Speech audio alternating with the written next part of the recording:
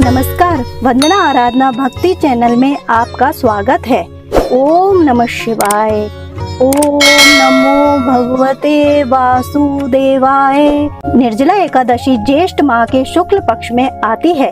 इस दिन पानी पीना सख्त मना है, इसलिए इस एकादशी को हम निर्जला एकादशी कहते हैं।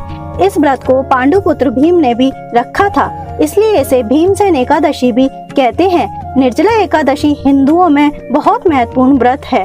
साल भर मनाई जाने वाली 24 एकादशियों में से सबसे महत्वपूर्ण निर्जला एकादशी व्रत माना जाता है।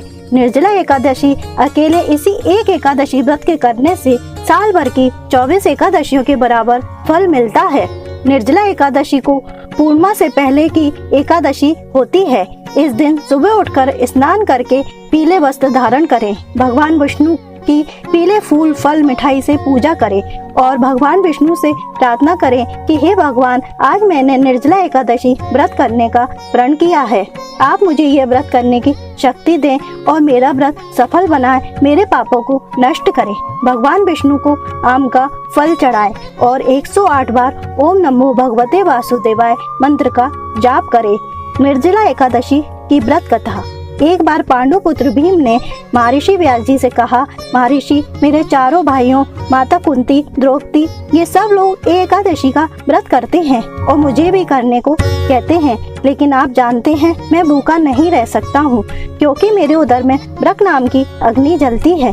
इस पर महर्षि व्यास जी बोले, पुत्र भीम, यदि आपको स्वर्ग अच्छा लगता है और आपको नरक जाने से डर लगता है तो आपको हर माह की दोनों एकादशियों का व्रत करना चाहिए और अन्न नहीं खाना चाहिए।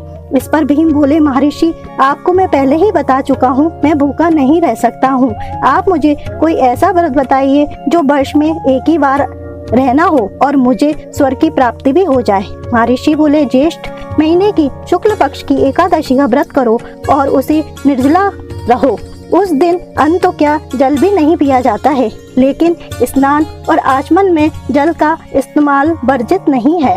निर्जला एकादशी को सूर्योदय से लेकर द्वादशी के सूर्योदय तक जल ग्रहण नहीं करना चाहिए। इस नियम से साल की सारी एकादशियों का फल प्राप्त होता है। द्वादशी को सूर्योदय से पहले उठकर स्नान करें, ब्राह्मणों को दान देना चाहिए। इसके पश्चात भूखे और गरीब और ब्राह्मणों को भोजन कराकर ही फिर स्वयं भोजन करना चाहिए। इस एकादशी का फल पूरे एक वर्ष की संपूर्ण एकादशियों के बराबर होता है। महर्षि बोले, भीम, इस व्रत का पुण्य सब तीर्थों और दानों से अधिक है। केवल एक दिन निर्जल रहकर मनुष्य अपने सब पापों से मुक्त हो जाता है।